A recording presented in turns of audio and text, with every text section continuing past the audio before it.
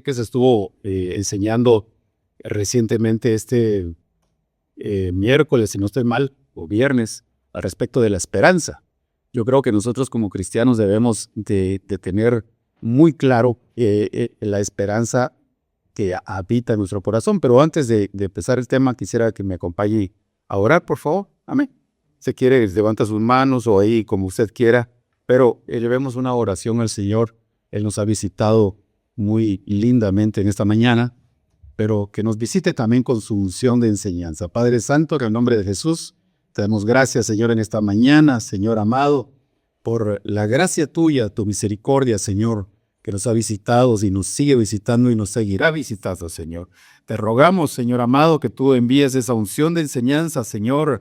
Abre nuestro entendimiento, los ojos de nuestro entendimiento. Alumbra, Señor, nuestro corazón para que pueda ser, Señor, limpio de todo aquello que no te agrada y que podamos caminar en pos de tu palabra, Señor, como dice tu escritura. Lámpara es a mis pies tu palabra y lumbrera a mi camino, Señor. En esta mañana nos disponemos para que podamos, Señor, ser bendecidos por medio de tu palabra. En el nombre de Jesús.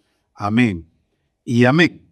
Pues bien, yo quisiera avanzar aquí con el tema. Le puse el tema la esperanza detrás del velo. Y ahí va a ver por qué. Mira, aquí desde el título ya hay que explicarle a usted qué es detrás del velo. Bueno, detrás del velo acuérdese que cuando el Señor murió, dice la Biblia que entró hasta el lugar santo y lugar santísimo. Dice que el velo se rasgó, el velo del templo. Hablando literalmente el templo que estaba en ese tiempo, se rasgó de arriba hacia abajo.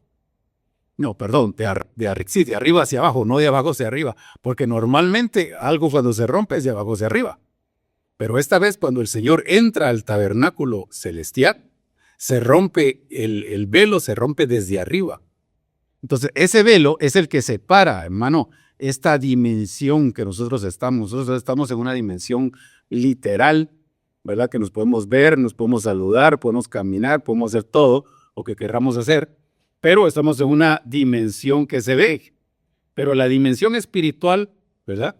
Es necesario, entonces, entrar a una dimensión que nosotros por el momento no la conocemos todavía, que es una cuarta dimensión, aunque espiritualmente sí, literalmente no hemos entrado a esa dimensión. ¿Cuándo vamos a entrar a esa dimensión? De dos maneras. Una es, pues, por la vía de dormir, vea usted, pero no es un dormir físico, sino es un dormir que la Biblia le llama morir, ¿ya?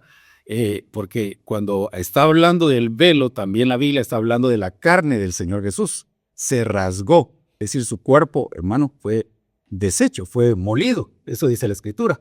Entonces, esa es una de las formas para poder entrar detrás del velo. Pero la otra forma es cuando seamos llevados a la casa del Señor. ¿Sí?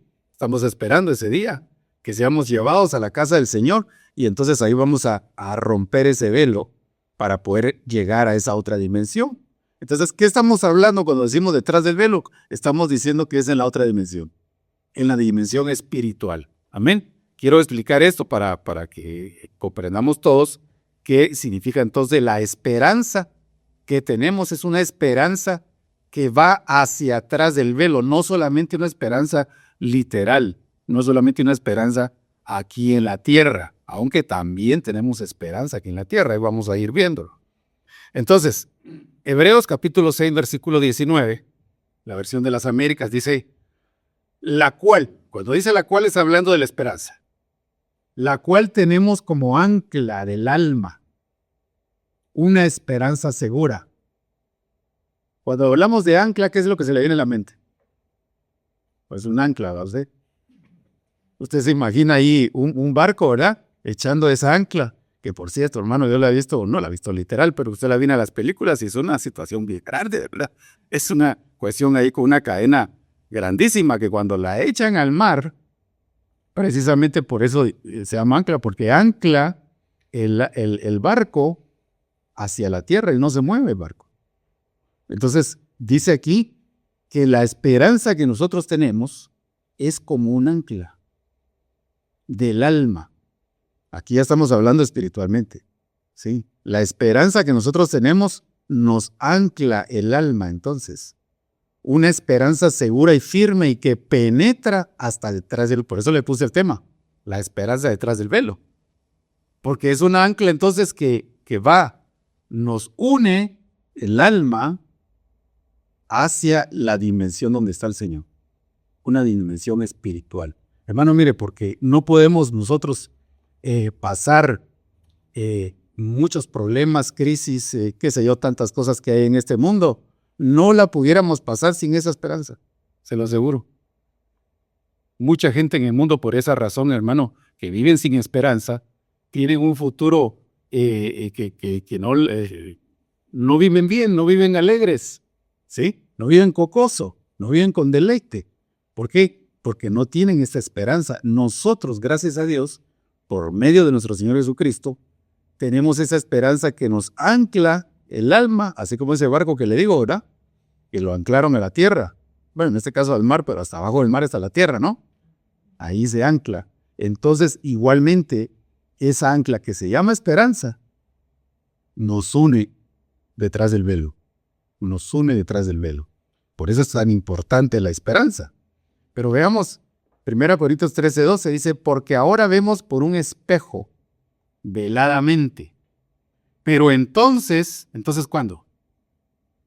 Cuando dice entonces se refiere a cuando estemos detrás del velo, insisto, cuando estemos delante de la presencia del Señor. Cuando estemos así de cara a cara, ahora conozco de parte, dice, pero entonces conoceré plenamente como he sido conocido, como el Señor nos ve. Hermano, es importante que nosotros nos veamos como el Señor nos ve a nosotros. Porque mire, yo no sé si a usted le pasa o le pasó en algún momento, pero cuando uno se ve a sí mismo, yo a veces, hermano, me desanimo, ¿verdad? Porque digo, pero ¿cómo cuesta que agarre la forma de la palabra, la forma del Señor? Cuesta, ¿verdad? Es puro pincelazo, ¿verdad? Puro martillazo. Hay que hacerlo despacio. Pero dice que cuando estemos allá delante de Él, entonces vamos a ser conocidos como Él nos conoce ahorita. Porque Él, hermano, el Señor, yo les he de decir que nos mira, Él sí tiene fe. Nosotros a veces tenemos una fe pequeña, ¿verdad? Pero Él sí tiene fe porque obviamente es el autor y consumador de nuestra fe. Y Él nos ve como que si ya estemos glorificados. Eso dice un texto también, a los cuales llamó, a estos también glorificó. No sé si se recuerda ese texto, pero búsquelo usted en su casa. Pero dice, a los cuales llamó y a estos glorificó también. Entonces, como que el Señor, hermano, ya para Él, como usted sabe que para Él no existe el tiempo, ¿no? Nosotros somos los que estamos metidos en el tiempo. Para el pasado, el presente, el futuro, pero para Él no existe el tiempo. Entonces, para Él, nosotros ya estamos glorificados. ¿Qué le parece? Lo que pasa es que a nosotros nos cuesta ver eso, ¿verdad? Glorificados, ¿cómo así? Si yo miro el espejo, ya cada día miro que va para atrás la cosa, ¿verdad? Hablando físicamente. Pero para el Señor ya estamos glorificados, ya estamos sentados en lugares celestiales, juntamente con Él. Entonces, vamos a ser conocidos como Él nos conoce. Pero ahora, hermano, lamentablemente, pues miramos, como insisto, como un espejo, ¿verdad?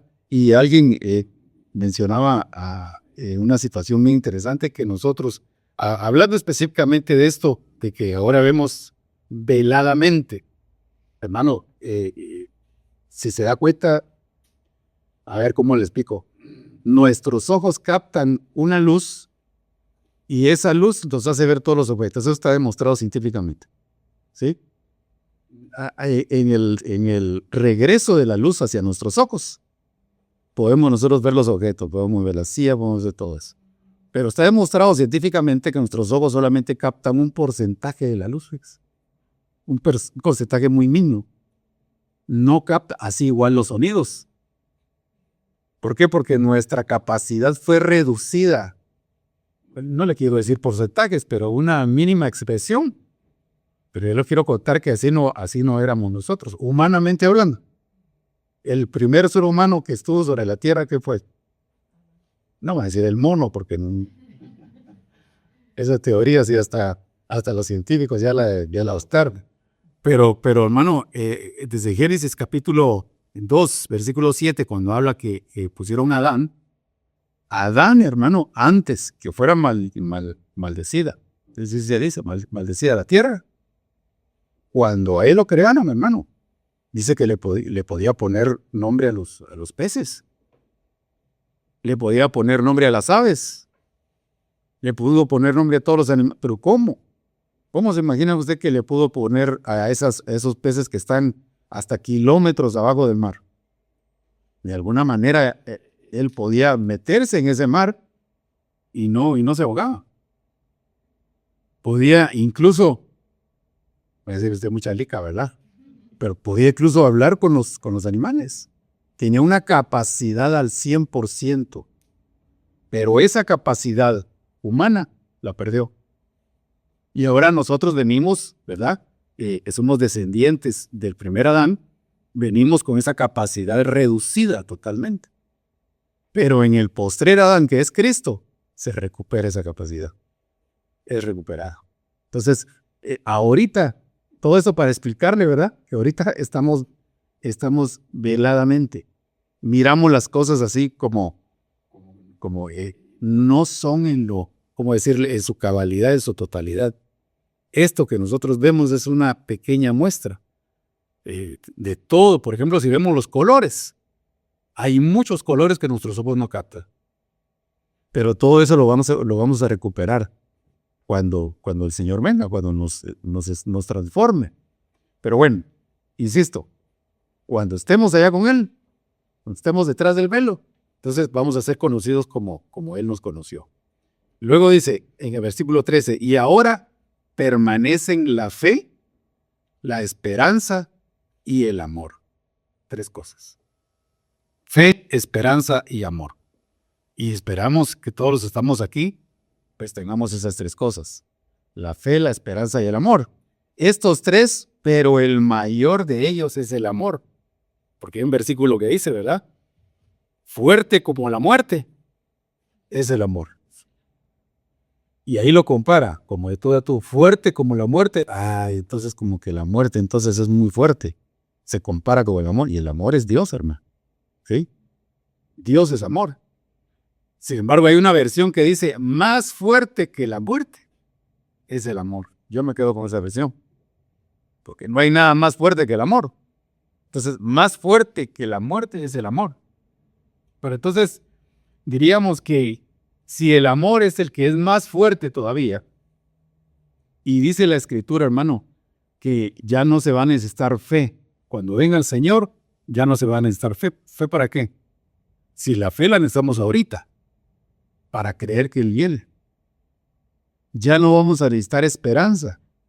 Porque la esperanza, ¿qué es? La esperanza, como su nombre lo indica, es esperar un evento, es de esperar algo que viene. Ya no vamos a necesitar esperanza porque el Señor ya va a estar con nosotros. Entonces, ¿qué es lo único que vamos a necesitar? El amor. Por eso el amor es eterno. Porque es Dios. Pero como vamos a hablar de la esperanza, ¿verdad? Yo quisiera entonces que veamos que fe, esperanza y amor, verlo como la figura del tabernáculo. Atrio, lugar santo y lugar santísimo. Usted sabe que tenía estas 3 partes del tabernáculo, ¿verdad? Atrio, lugar santo y lugar santísimo. ¿Sí? Entonces, la fe en el atrio. Entonces me dirá alguien, hermano, entonces quiere decir que la fe es menor. No es que sea menor. Sino que esta es de alguna manera, como una forma didáctica, ¿sí? La fe en el atrio, porque usted sabe, hermano, que hay diferentes grados de fe. Todos tenemos una fe en el corazón. Todos, hasta la gente que no es creyente. Hasta el inconverso tiene una fe, ¿sí? Le pone la fe a un placebo, ¿verdad? Una medicina que no es medicina, pero para que se recupere, y cree y se cura. Y no es cristiano, pero tenía fe. Entonces, es una fe humana. Pero aparte es la fe espiritual que el Señor nos hizo germinar en nuestro corazón, ¿sí? Entonces, la fe misma, espero no confundirlo, por favor, quiero ir despacio. La fe misma puede estar como un atrio, es decir, una fe en el atrio que empieza el creyente a creer en el Señor, una fe en el lugar santo y una fe en el lugar santísimo. Una fe en el lugar santísimo, ¿qué sería? Sería la fidelidad. Usted sabe que el grado más alto de la fe es ser fiel. Por su fe, dice un texto, vivirá mi justo. Por su fe. Pero otra versión dice por su fidelidad. Entonces, en el caminar del cristiano, mientras va ejercitando su fe, ¿sí? Llega un momento, hermano, que su corazón se vuelve fiel. Se vuelve fiel ante las cosas del Señor. ¿Sí? Ya no se regresa. Difícilmente se regresa. ¿Sí? Casi que le podría decir que le podría pasar como el apóstol Pedro. Que el apóstol Pedro en algún momento se regresó. ¿Se recuerda? Se regresó de la fe. Se volvió un apóstata, pero regresó todavía. Regresó. Entonces, ¿por qué? Porque había una fidelidad en su corazón. Pero entonces, la fe, estas tres cosas, la fe puede estar en el atrio, en el lugar santo, en el lugar santísimo. La esperanza puede estar en el atrio, en el lugar santo, en el lugar santísimo. ¿Por qué? Porque alguien puede empezar a esperar al Señor, pero dentro de las pruebas que le vienen en su corazón, puede ser que haya dejado de creer. Pero si ya está en el lugar santo, es una esperanza que va fluyendo más. Y no digamos en el lugar santísimo. No lo estoy confundiendo con esto. O sea, los tres elementos se pueden ver en los tres compartimentos del tabernáculo. Pero como de forma didáctica, solo le quiero decir entonces, fe en el atrio, esperanza en el lugar santo y amor en el lugar santísimo. Pero pongámosle el ojo entonces a la esperanza. Esperanza. Mi hermana se llama Esperanza, ¿ve? Pero está acordado, se llama Odilia Esperanza. Bonito nombre le pusieron. Esperanza. Viene del hebreo, si usted estudia en el diccionario Strong, es la palabra 8615, que lo que significa, dice que viene también del 6960, literalmente es una cuerda como adición. Por eso el texto que leí anteriormente, cuando habla de ancla, justamente esto, es una cuerda, adición es como que algo suma, ¿no? Como que une. Es una cuerda, esa es una esperanza. Pero, me fui para otro lado.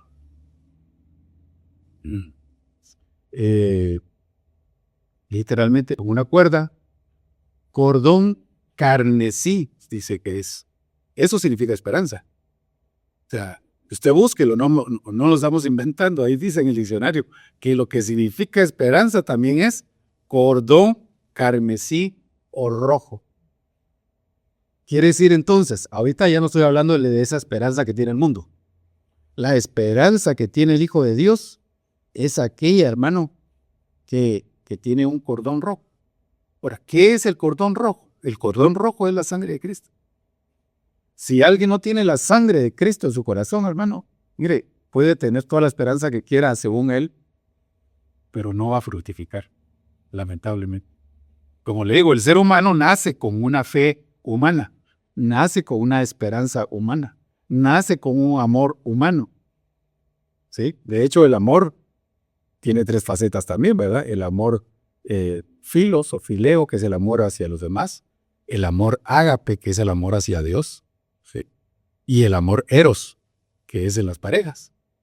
Pero entonces, puede alguien tener una esperanza, pero si no tiene este cordón, si no tiene esta señal en su corazón, si no tiene este hilo rojo en su corazón, no le va a ser suficiente. Entonces, gracias a Dios, hermano, que el Señor nos ha puesto su sangre en nuestro corazón, ¿verdad? Porque entonces, como tenemos ese hilo rojo, pues esa esperanza va a fructificar grandemente. Y aquí hay un pasaje en Génesis 38-28 hablando del cordón rojo. Esta es una figura del cordón rojo, que aquí pasó en lo literal. Aconteció además que mientras daba a luz, uno de ellos sacó su mano. Si usted lee el contexto, está hablando de Tamar, que era la nuera de Judá. Así la historia rápidamente. ¿Sí? Judá tuvo, me recuerdo, 3 hijos. Y uno de ellos, pues era pareja de Tamar y se murió. Y el otro hijo se lo dio también a Tamar, el padre, en este caso Judá. Y ese otro hijo no quiso darle descendencia al hermano que había muerto, porque en aquel tiempo se podía hacer eso, era una ley. Sí, se llamaba una ley de levirato, que cuando una pareja, el varón, el marido, se moría y no daba descendencia, ¿sí? Se moría sin descendencia. Si había un hermano, el hermano se llegaba a ella y la descendencia era llamada descendencia del que se había muerto. Esa era una ley, se llamaba el levirato. Entonces así pasó. Le dieron al otro hijo del papá que se llamaba Judá y él no quiso darle descendencia a la mujer. Pero bueno, usted lee el contexto, el punto es de que viene Tamar, se viste de ramera y engaña a su suegro, ¿verdad? Para que se llegara a ella y que le diera descendencia. Y así pasó. Entonces, aquí Tamar está dando a luz. Y está dando a luz 2 gemelos. Uno se llamaba Fares y otro Sara, dice una versión, o Sares. Pero el punto es de que uno de ellos saca la mano. Y la partera, dice, lo tomó y le ató un hilo escarlata. Yo no sé cómo es eso, ustedes las mujeres sabrán cómo es. O sea, porque lo normal es que salga primero uno, este es el otro, ¿o no? Pero aquí la figura que estamos viendo en Génesis 38 dice que uno de ellos sacó la mano. No salió totalmente, solo sacó la mano. Y vino la partera y le puso el hilo rojo. Y volvió a meter la mano. Y de ahí salió el hermano, que no era el que había sacado la mano. Y después salió el que sí tenía. Entonces, cuando le dieron el cordón, vieron, no, este es el primogénito. Como que el otro se quería adelantar. Él quería tomar el lugar del primogénito. Entonces, lo que quiero llevarlo con esto es que el que tiene el hilo rojo es el primogénito. Si usted tiene el hilo rojo en su corazón, quiero decir que usted es parte de los primogénitos de Dios. Y al primogénito le dan doble bendición, hermano. Esa es la verdadera bendición que nosotros tenemos. Nuestro Señor Jesucristo es primogénito. No solamente es primogénito, es unigénito, es único en su género. ¿Sí? Y es primero también en su género. Entonces, nosotros como hijos de Dios, como cristianos, ¿cómo se nos dice a nosotros? ¿Cómo nos dice? Bueno, nos llama la Biblia cristianos, ¿verdad? ¿Por qué nos llama cristianos? Porque nos queremos parecer a Cristo. Queremos, le digo, porque si decimos que somos iguales a Cristo, ya nos falta un poquito, ¿verdad? Entonces, nos vamos pareciendo a Cristo. Somos cristitos, pues. Somos Cristo, sí, pequeñito. Entonces, así también, si Él es primogénito, nosotros somos primogénitos. Y lo que le quiero decir con esta gran bendición es que, hermano, todas las bendiciones del primogénito, ¿sabe a quién no le digo adivine quién, ¿verdad? Porque no hay que adivinar, ¿verdad? ¿Sabe a quién le cae todas esas bendiciones del primogénito? ¿A quién? A nosotros. Nosotros somos los primogénitos entonces. Pero tenemos que tener una señal. ¿Cuál es la señal? El hilo rojo. No le digo que levante la mano porque físicamente no vamos a tenerlo. Pero espiritualmente, yo le aseguro que sí tenemos ese cordón, ese hilo, porque hemos creído en el Señor. Entonces, esas bendiciones son para nosotros. Veamos Romanos capítulo 5, versículo 3. Y no solo esto, sino que también nos gloriamos en las tribulaciones, sabiendo que la tribulación produce paciencia. Mire, qué interesante esto. Porque aquí lo voy a leer. Si alguien me dice, hermano, pero yo quiero crecer en la esperanza. Quiero de veras estar con el corazón listo a, ¿cómo decir? Con todas mis fuerzas esperando a nuestro Señor. con una esperanza que inunda nuestro corazón.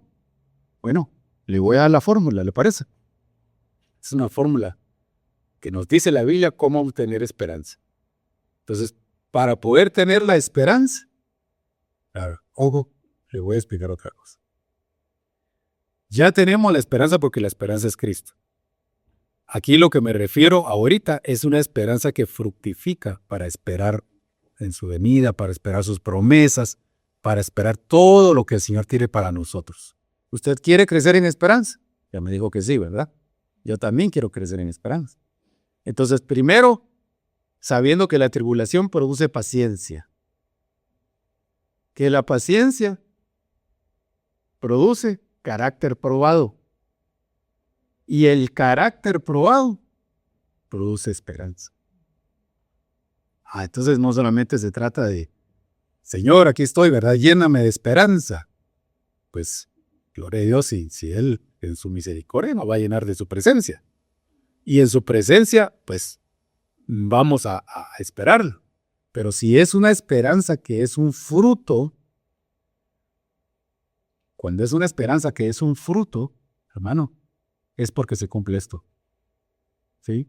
Que la tribulación produce paciencia. Entonces, ¿alguien quiere paciencia? Necesariamente va a haber tribulación. ¿Sí?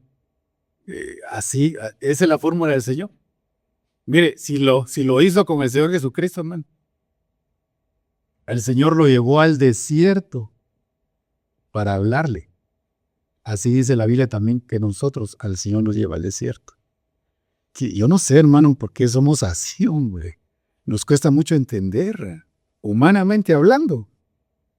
Si uno dice, bueno, no, esta ya me la sé, diría alguien, ¿verdad? No, aquí ya sé cómo es la cosa. Y no dobla sus rodillas y no abre su corazón para poder escuchar la voz de Dios. Entonces, llega el momento que dice, ay, mijito, dice el Señor, ¿verdad? Te voy a tener que llevar al desierto. ¿Por qué? Porque ahí en el desierto vas a escuchar. No me dejará mentir usted, hermano, que cuando estamos en una prueba, ahí, hermano, yo me recuerdo en un trabajo que estuve hace muchos años, que había un cliente nuestro de la compañía, que sabíamos que era cristiano. De hecho, el papá de él había sido misionero allá en Guatemala. Había sido misionero, había fundado unas iglesias y luego pues, se dedicó a la empresa y pues, le iba muy bien también, puso unas ferreterías. Y el hijo de él, que pues, era hijo de pastor, ¿no? Cristiano también, le tocó que administrar una compañía muy grande. Y esa empresa nos compraba a nosotros un material. Entonces, cada vez que llegábamos a venderle con la otra persona, con mi jefe, hermano, era una persona intratable, totalmente intratable. Andaba siempre con la pistola en la cintura. Olvídese la imagen que uno tiene de cristiano, ¿eh? Con le han cohetón ahí, le hacen un cohete ahí en la cintura y con unas palabras de 4 o 5 pisos que se manejaba. Pero, hermano, era... Entonces, cuando me contaron que era cristiano y que el papá había sido misionero, yo realmente dudé, ¿verdad? Pero, y no solo eso, se portaba a veces abusivamente con la gente. A nosotros, que nosotros le llegábamos como se supone que nos conocía, éramos su proveedor.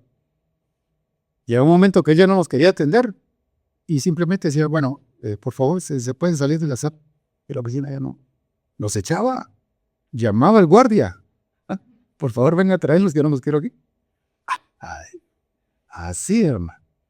Pero llega un momento, hablando de esto de la tribulación de la prueba, le viene una prueba.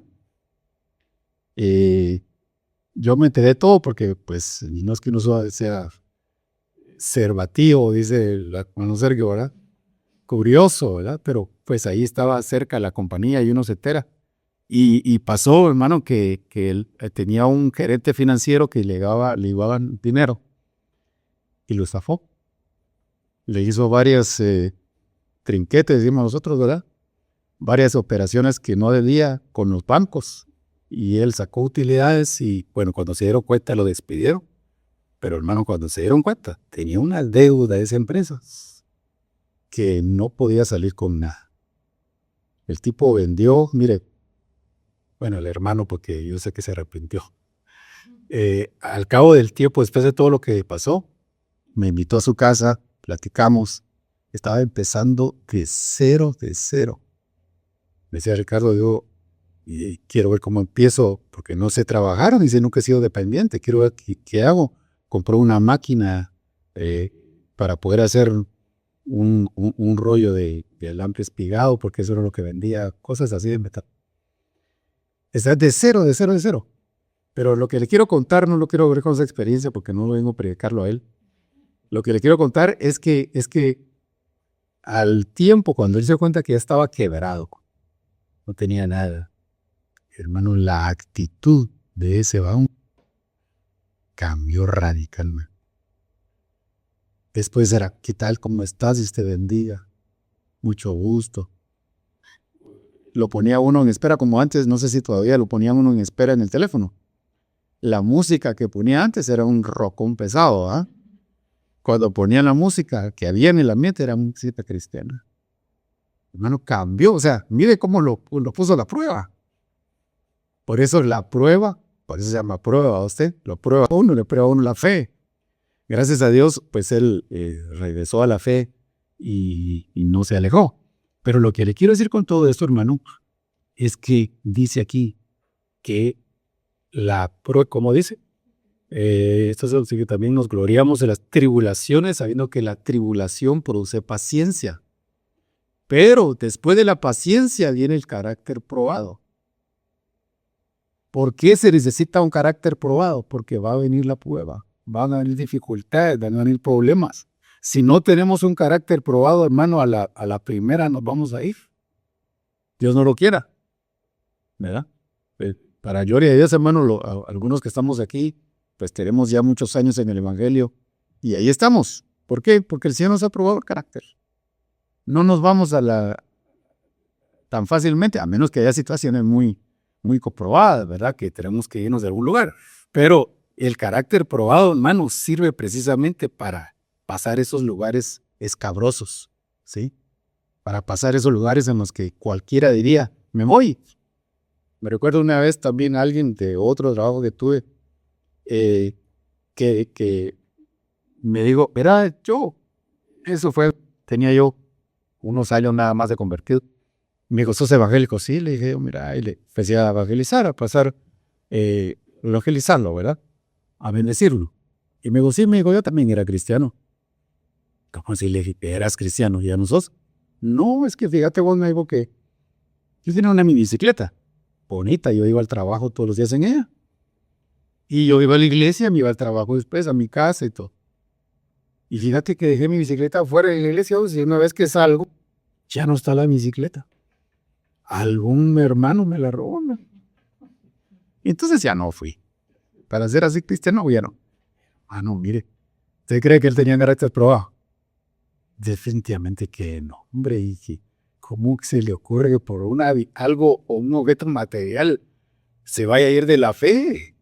No, definitivamente él lo que necesitaba. Precisamente le estaban mandando una tribulación pequeñita, ¿verdad usted? Porque así son a veces las tribulaciones, o son muy pequeñas o grandes, dependiendo, como decimos allá en Guatemala, así como es el sapo, la pedrada de usted. O sea, dependiendo de cómo somos, cómo es nuestro corazón, así nos pone el Señor la prueba. No nos va a poner una prueba mayor de la que podamos sobrellevar. Eso dice la Escritura. Entonces no tengamos pena en eso. Si el Señor nos manda una prueba, la vamos a poder sobrellevar. Claro, de la mano de Él. ¿Sí? Y entonces, carácter probado, y después del carácter probado viene la esperanza. Pero esa esperanza que viene después, ¡ay, me va a juntar! No importa lo que venga, usted va a estar anclado detrás del velo, bien anclado. Veamos Romanos 8:22. Pues sabemos que la creación entera, hermano. ¿Qué será la creación entera? Pero la creación entera estamos hablando A ver, usted que le enseñaron en la escuela, ¿cuántos reinos hay? Está el reino animal, que dice que ahí pertenecemos nosotros, ¿verdad? El reino animal, está el reino vegetal, y todo es el otro. Y el reino mineral. Así me enseñaron a mí. No me acuerdo si tercero o cuarto primaria. 3 reinos enseñados.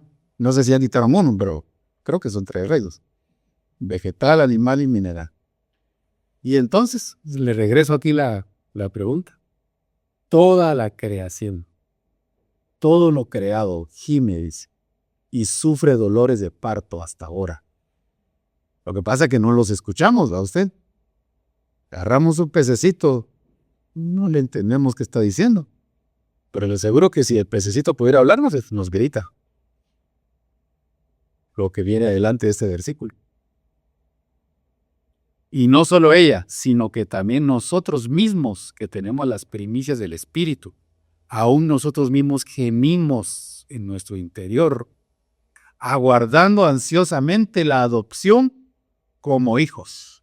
Ay, hermano, entonces no somos hijos todavía. Bien. Usted y yo somos hijos, pero somos hijos por la fe. Todavía no hemos pasado el velo, ¿se recuerda? Estamos todavía de este lado del velo, por eso necesitamos el ángela. Pero entonces, nosotros en nuestro interior, hermano, cuando estamos así, ay, como ese ratito tan lindo que teníamos de rato de adoración, ¿verdad? Y así muchos de esos momentos, clamamos, Señor, ya quisiéramos estar en la presencia de Él, ¿verdad? Ya quisiéramos que Él se manifieste y que venga un día así, que nos encuentre reunidos aquí, hablando de la palabra y adorándolo, ¿verdad? Porque gemimos dentro. Queremos estar en la presencia del Señor. Si imagínese, el apóstol Pablo decía, mire, yo tengo la autorización, por así decirlo, para quedarme o irme. No sé qué escoger, ¿sí? Pero yo creo que es mejor ganancia irme. En el apóstol Pablo, hermano. Él podía tener la facultad de decir, Señor, yo me quiero ir contigo. Ya no aguanto estos hermanos, dice él, no, usted no. Pero no sé qué problemas estaba pasando el apóstol Pablo. Pero decía él, yo puedo quedarme o irme, pero a causa de ellos, de la iglesia, me voy a quedar. Pero entonces él gemía por dentro. Él quería estar delante de la presencia de Dios. Entonces nosotros también, hermano. O no me diga que usted se quiere quedar aquí siempre en la tierra. No, pues solo que queremos es irnos con el Señor. Definitivamente. A menos de que nos alcanzara, ya le dije, ¿verdad? El dormir, ¿verdad? Pero si estamos vivos cuando el Señor venga, que esa es nuestra esperanza, lo que queremos es estar en su presencia. Pero entonces, toda la creación gime a la vez como nosotros gemimos. Y yo no sé si está gemido en algún momento, pero el gemir es bien diferente a pedir. El gemir es algo, una necesidad. Ay, se lo pongo en términos literales, como cuando usted le da mucha hambre. Usted tiene una necesidad, pero mire más lo que se le cruce, ¿va? Usted porque ya no aguanta, ¿eh? Más si está a dieta, ¿va usted? Y ya no cenó y no desayunó, o está en ayuno, qué sé yo. Hermano, llega un momento que uno ya no aguanta. Más o menos, decía el gemir, más o menos, porque está hablando del término físico, ¿verdad? Pero el gemir del alma es como aquel que también escribió un pasaje que dice, como el ciervo brama por las aguas, así clama por ti el alma mía.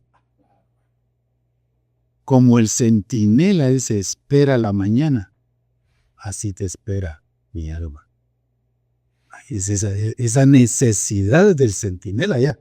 Mi hermano está velando desde, qué sé yo, de las 7 de la noche, qué sé yo. Son las 3 de la mañana, él ya quiere que amanezca, o sea, ya no aguanta. Eso es el gemir.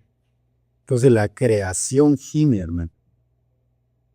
Encontramos ayer los animalitos y nos mira a nosotros, los animalitos. Pues a veces si es un perrito, pues nos ladra o qué sé yo, otro tipo de animalito. Nos hará una comunicación con ellos, ¿verdad? O con nosotros. Pero yo le aseguro, hermano, que lo que nos está diciendo podría ser, apúrense, yo ya no quiero estar aquí. ¿Por qué razón? Porque ya con esto me voy a pasar de este pasaje. ¿Por qué razón? Porque las creaciones, esta creación, estos reinos que le hablo, fueron reducidos. Si al hombre lo redujeron, se acuerda que le estaba mencionando de Adán, ¿verdad? Si al hombre lo redujeron, no me atrevería a decir porcentaje, algunos dicen que el 10%. Unos dicen que manejamos el 10% de nuestras capacidades. No el 100, sino el 10. Unos dicen eso, no me apunto con eso, pero bueno, solo por poner un porcentaje. Pero imagínese usted, si fuera así, los animalitos los tuvieron que haber metido los tuvieron que haber reducido aún más. Y decía un predicador, me dio risa cuando lo dijo, pues tiene razón. Si no hubiera sido así, los monos nos tendrían que ir a ver a nosotros al zoológico. Dice que tiene lógica. Porque los animales, estando en el paraíso, estando en la primera creación, eran una raza inteligente. Ya me estoy cambiando de tema, pero me voy a salir de ahí.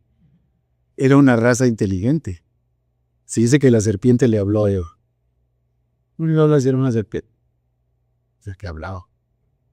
O sea que si a Adán no lo hubieran reducido a esa expresión mínima al 10%, y a los animales los hubieran dejado así, hermano, qué capacidades más altas las que hubieran tenido, ¿no? ¿Le parece lógico eso?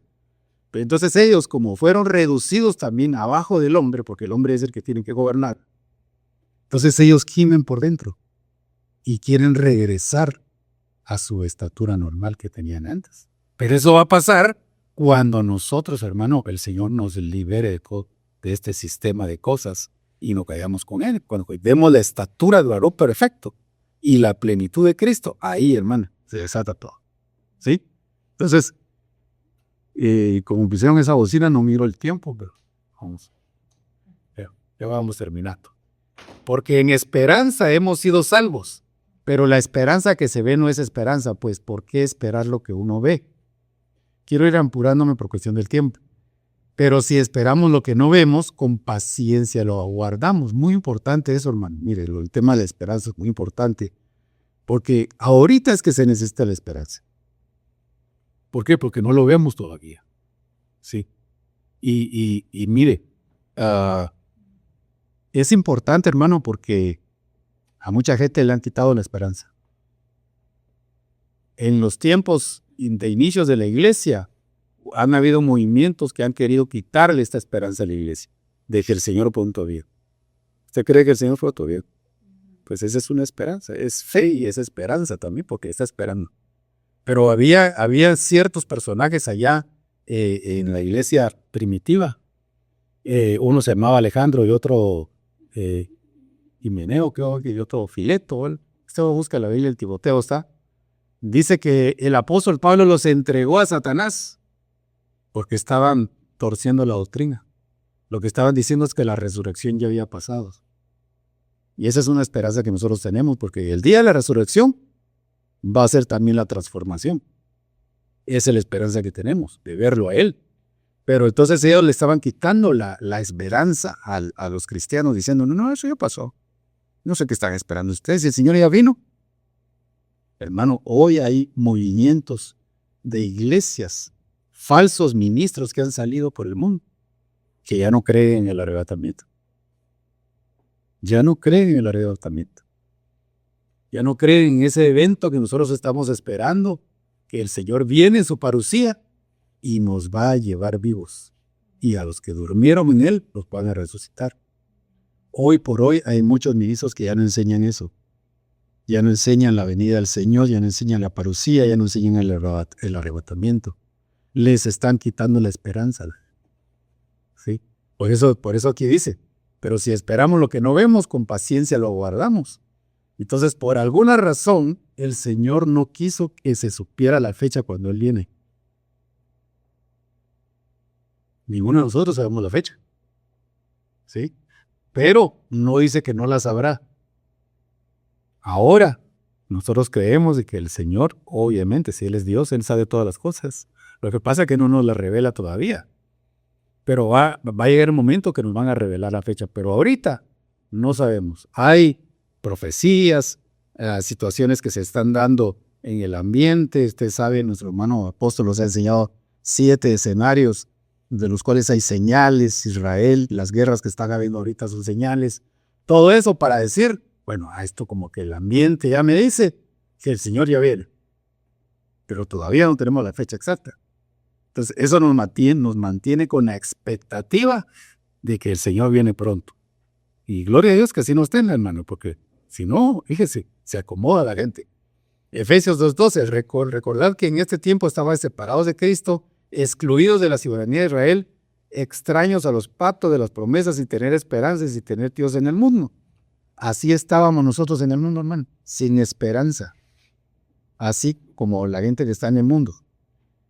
Pero los ojos de los malvados, dice, languidecerán y no habrá escape para ellos. Su esperanza es dar su último suspiro. Mire, por eso le dije, toda la gente allá afuera tiene fe y tiene esperanza y tiene amor, pero no la espiritual y no la que dice la Biblia.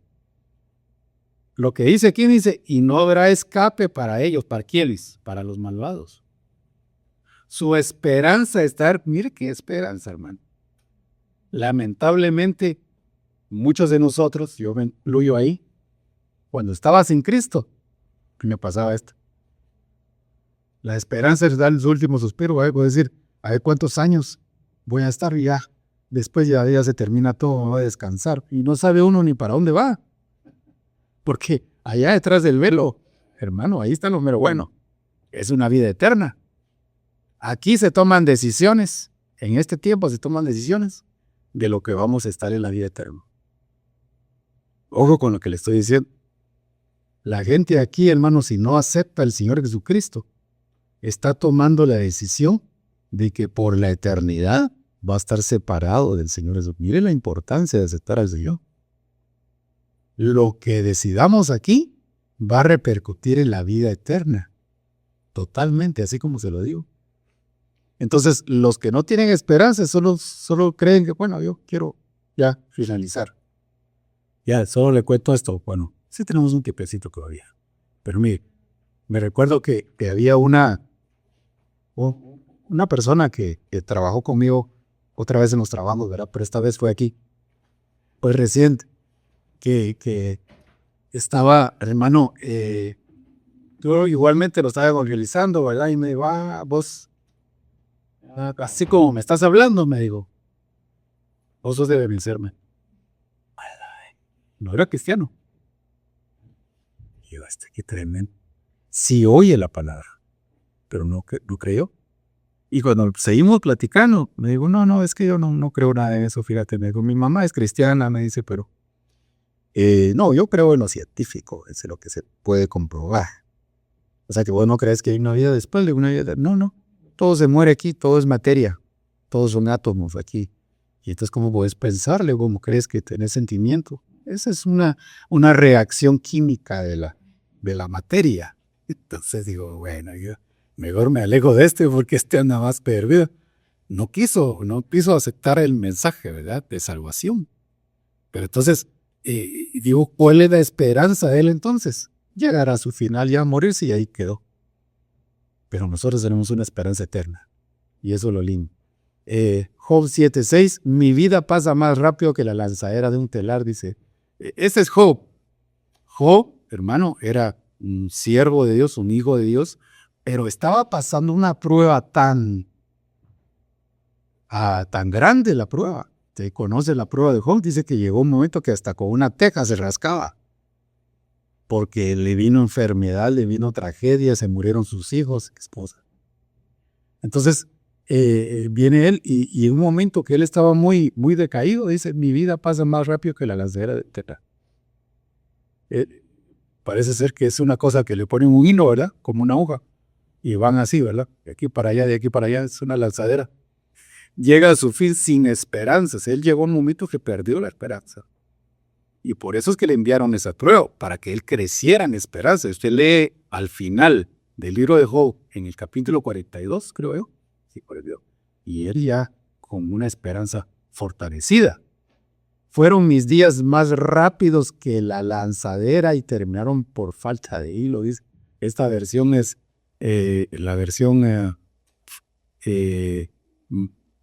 Ausejo, Serafino Ausejo se llama esa versión. La versión Serafino Ausejo dice: fueron mis días más rápidos que la lanzadera y terminaron por falta de hilo. O sea, como quien dice, se me acabó la materia prima. Se me acabaron las fuerzas, como diría un cantante. Pero se me acabó todo y ya no puedo seguir. Entonces, hermano, si nosotros tenemos esa esperanza que viene de Dios, no va a importar la prueba, no va a importar el sufrimiento que venga. Sabemos que tenemos una casa eterna allá, en los cielos. Y aquí, la presencia de Dios y las fuerzas que el Señor nos da, que vamos a ministrarlas hoy en el nombre de Jesús.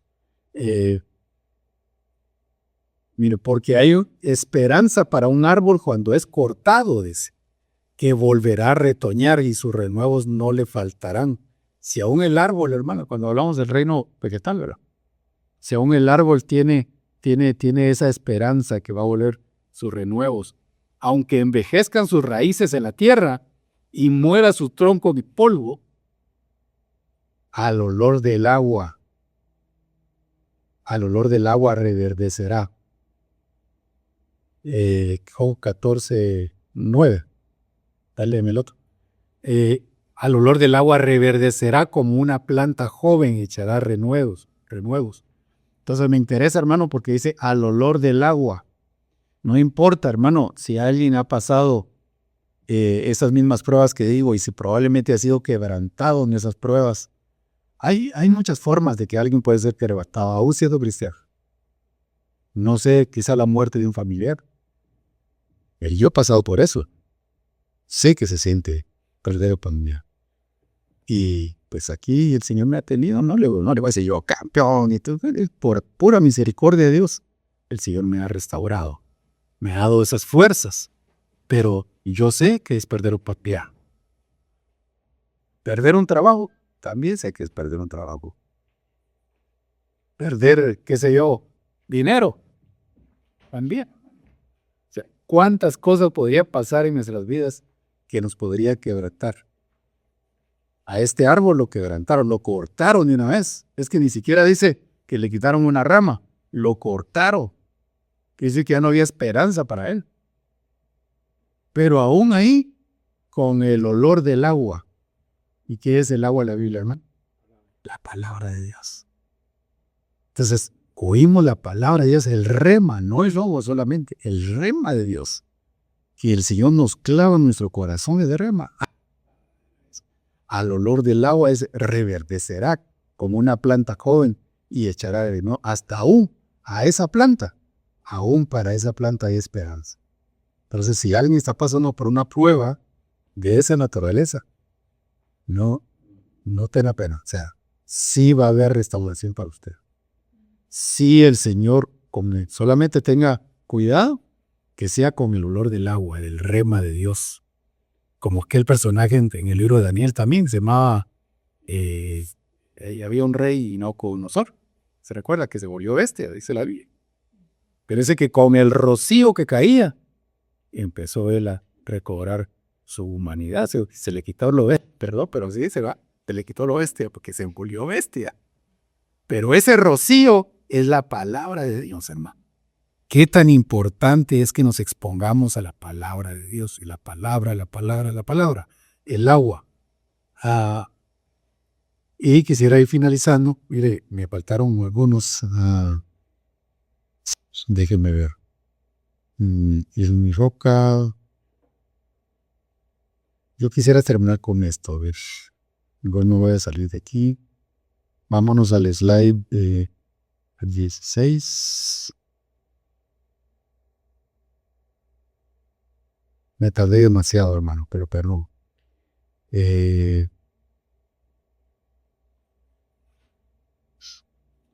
Ustedes.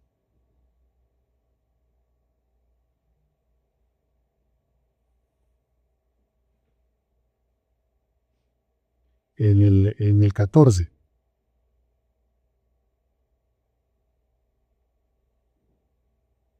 Ok, perdón. A ver, leamos este.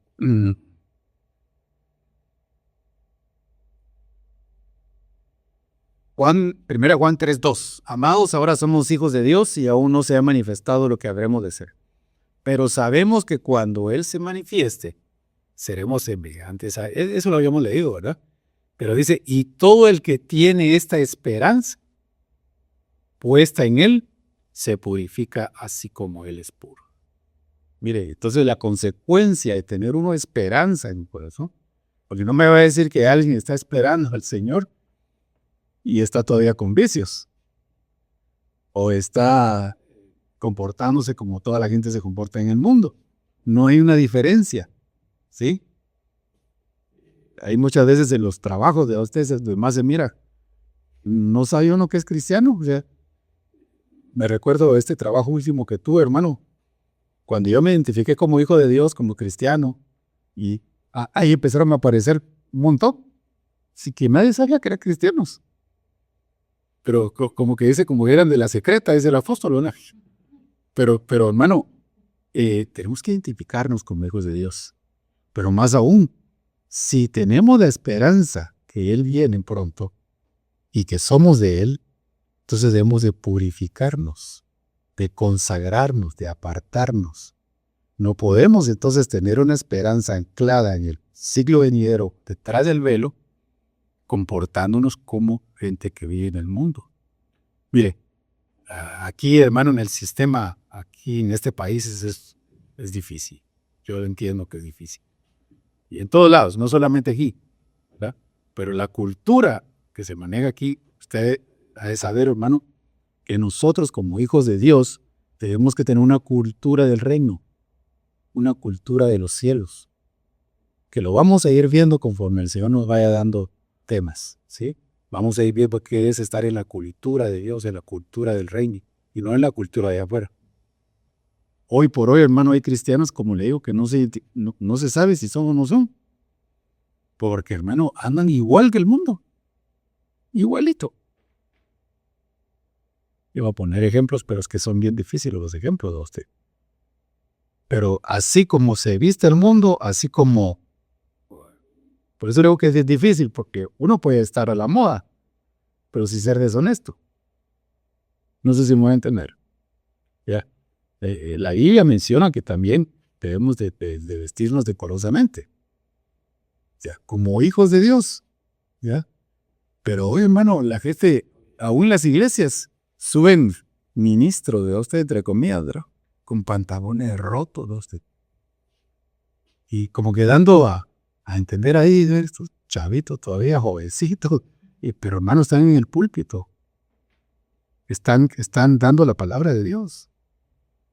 Y bueno, tantas cosas que se ven, que los agarran el marketing, la publicidad, agarran la forma del mundo y la traen a la iglesia. Y eso no es la cultura del rey. ¿Sí? Hay situaciones que deben ser apegadas a la palabra, pero bueno, pues yo le dije que es bien difícil dar ejemplos, ¿verdad? Pero yo creo que usted ha visto varios. Pero entonces tenemos que estar apercibidos con esto. Todo aquel que lo espera, entonces se purifica así como Él es puro.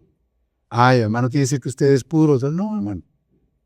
Entonces lo alcanza uno el pecado, lo alcanza uno a algo que debe de arrepentirse. Porque aquí lo lindo del Evangelio, hermano, es que tenemos un Padre a quien ir a llorar.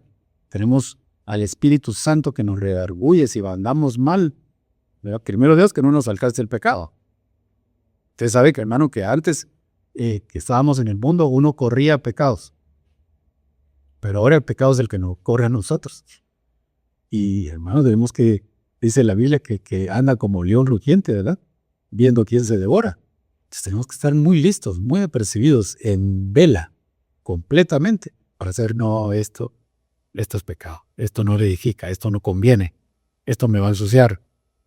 Ahí se está purificando, ahí se está apartando. No le digo que es cosa fácil, pero, hermano, si nos llenamos del Espíritu Santo, si nos llenamos de la fuerza del Señor, no va a ser difícil, se lo aseguro. No va a ser porque lo estamos haciendo con la fuerza del Señor. Ahora, si lo hacemos con nuestras propias fuerzas, entonces vamos a ser cristianos anónimos, alcohólicos anónimos. Es que ellos lo hacen todo por voluntad propia, ¿verdad? Y hermanos, miren, hacen una buena obra. Solo se tienen que convertir, ¿verdad? Pero hacen unas situaciones en el alma, en su humanidad. Y tal vez les resulta algunas situaciones, ¿verdad? Pero eso no lleva salvación, no lleva vida eterna. Pero entonces, si usted hace eso por sus propias fuerzas, hermano, vamos a desfallecer. No lo hagamos con nuestras propias fuerzas. Pidámosle al Señor que nos llene en su presencia. Pidámosle al Señor que nos llene de sus fuerzas, de su esperanza, en el nombre de Jesús. Yo solo quiero ponerle este texto ya finalizando, porque yo se les plana. Ahí está, mire. Jeremías 29:11. Ahí está, ahí lo tenías, Jeremías 29:11. Porque yo sé los planes que tengo para vosotros. Con esto lo voy a leer. Ya me avanzó el tiempo. Yo sé los planes que tengo para vosotros, declara el Señor. Planes de bienestar y no de calamidad, para daros un futuro y una esperanza. Entonces el Señor, hermano, tiene planes de bien para nosotros. No nos imaginemos que Dios es un juez ahí, un señor con barba blanca, con un látigo, ¿verdad?, que nos está esperando ahora que no nos confundamos, ¿verdad? No, hermano, ese no es Dios. Dios es misericordioso, es lleno de amor. Y lo que quiere es darnos esperanza. Los planes que tiene para nosotros son de bienestar.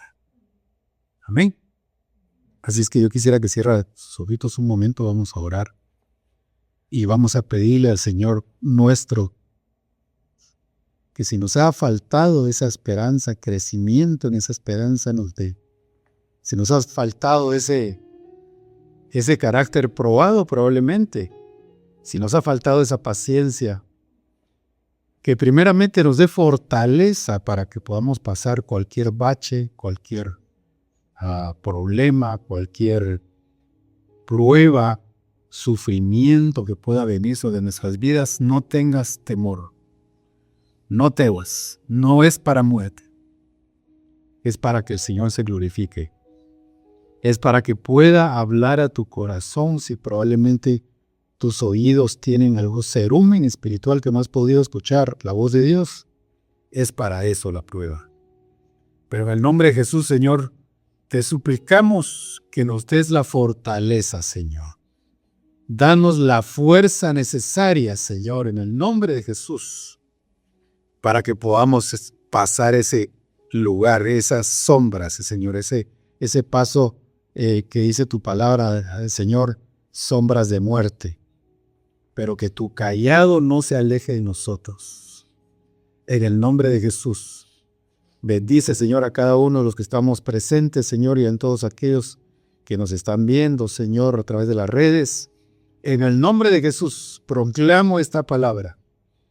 Yo sé, dice el Señor, los planes que tengo para vosotros, declara así.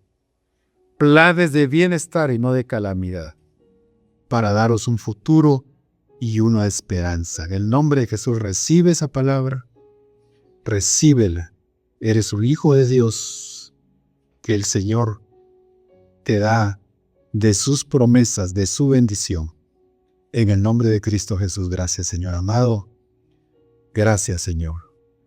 Amén y amén. Los invitamos entonces para el día jueves. Vamos a estar dando también un discipulado. Bendiciones. Nos vemos para la próxima. Amén.